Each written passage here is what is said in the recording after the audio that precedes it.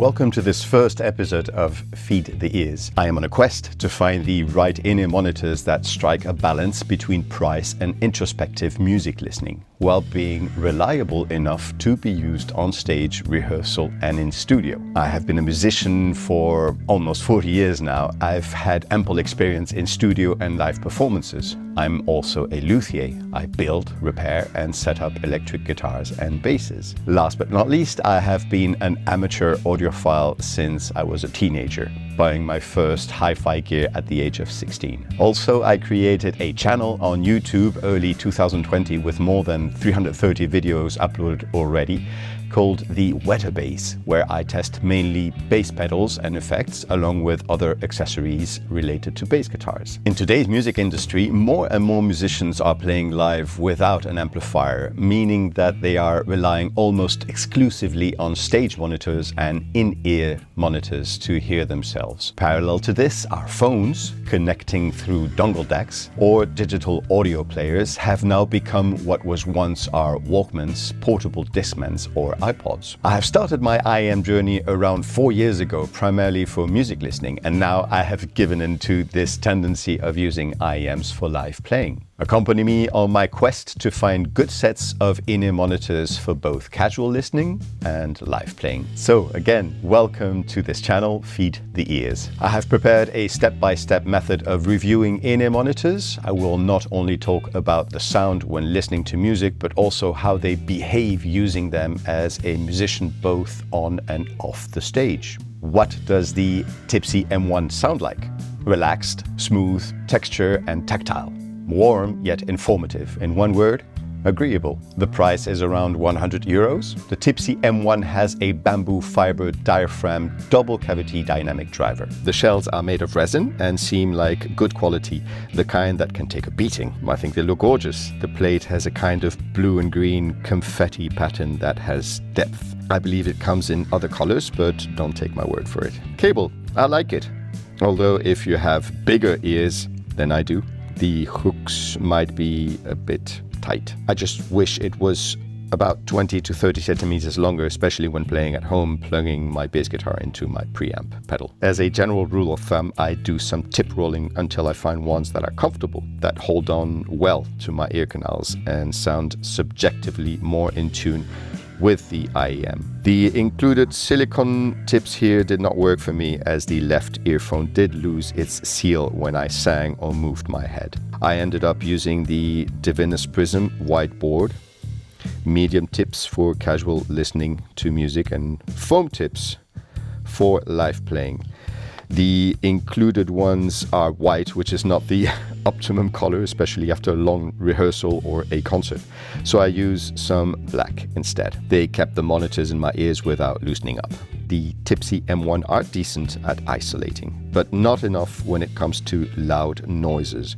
I did find that the cymbals and crashes of the drums, as well as the bass and guitar amps, did bleed a bit too much while playing. Comfort. I did find the M1 quite comfortable to wear. It's light and slightly smaller than average. For testing, I used two DACs, the Fosse Audio MD3 and the Q-Style M15i. The X5 U45 wireless system and the headphone outputs of both the Lewitt and the audio interface that I own, plus the one of the Flow bass preamp, which is still a prototype, by the way. To me, this IEM sounds warm and effortless, yet reasonably dynamic and punchy, with a wider than average soundstage, and has a slight emphasis on the 2 to 3K area. This means that you'll get comfortable listening sessions with your attention guided towards vocals, especially male vocals, and the lows, especially bass guitar. Also, I find percussive sounds extremely pleasant to listen to, as they result physical and tactile.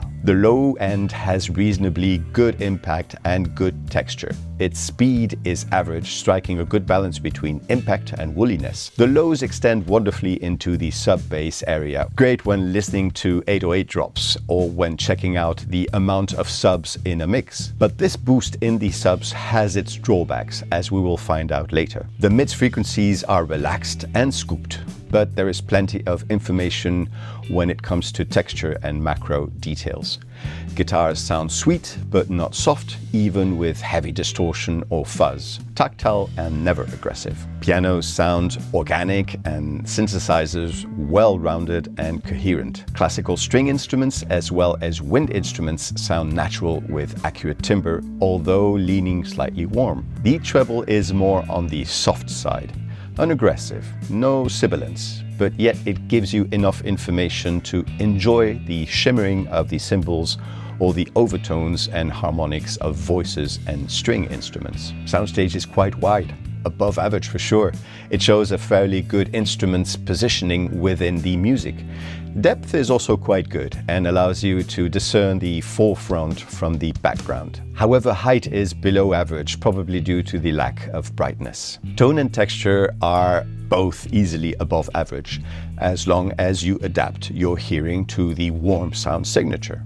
Again, these are very agreeable to listen to and quite informative. The warm and bassy character helps to stay connected to the music at an emotional level rather than purely analytical. The M1 is the type of IEM I enjoy walking around with or working in the garden, for example. Also, it scales quite well once you find the right ear tips, so no problem cracking them up to submerge yourself in the music, even in loud environments.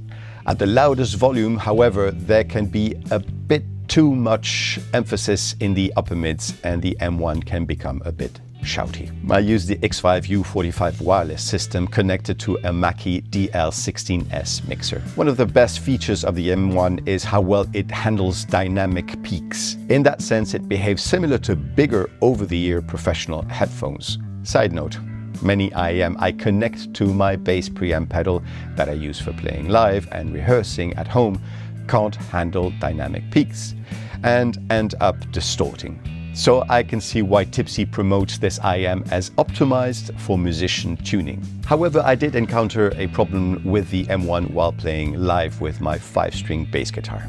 As soon as I would hit a note from and below the low E, the amount of low-end boost was just too much. I think it has to do with the accumulation of the sound coming out of the amp with the warm sub-bass nature of the M1.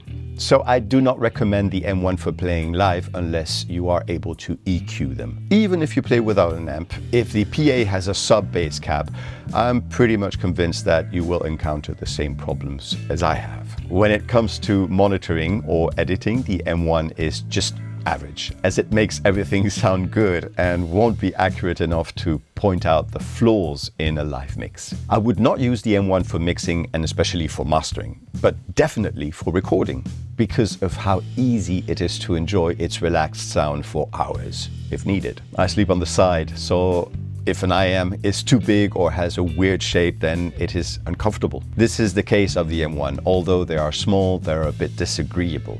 I did try it with smaller tips, which made them a bit more comfortable, but then I encountered ceiling problems. In conclusion, the M1 is a wonderful IEM to enjoy listening to music casually, for recording or rehearsing at home, for example. The M1 is fantastic for long listening sessions without fatigue.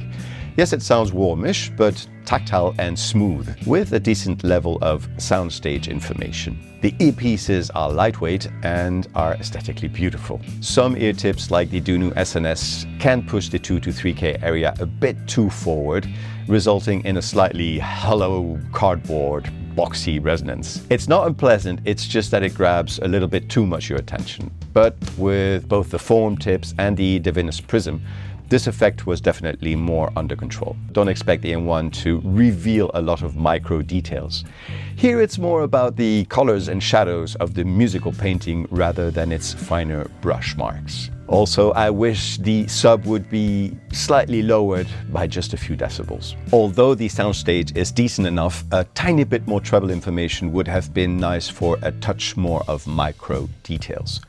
More incisiveness and more space for reverb and time-based effects to shine. Furthermore, this lack of macro details is evident when it comes to the subtle noise like singers breathing or the air that should be perceived in wind instruments such as saxophones. The Tipsy M1 is never aggressive, doesn't want to grab your attention, but yet gives you enough information when paying attention. I recommend it for casual listening and to musicians for recording and playing at home. Casual listening, 4 out of 5. Sweet and texture sound. Playing alone, 4 out of 5. Sounds awesome with my bass guitar, even with a backup track. Playing live, 2 out of 5. It's just too boomy.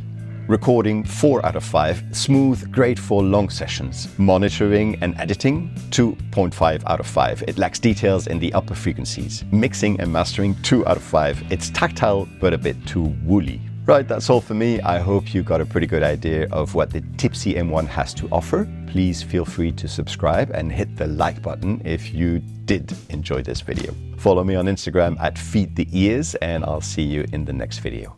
Bye-bye.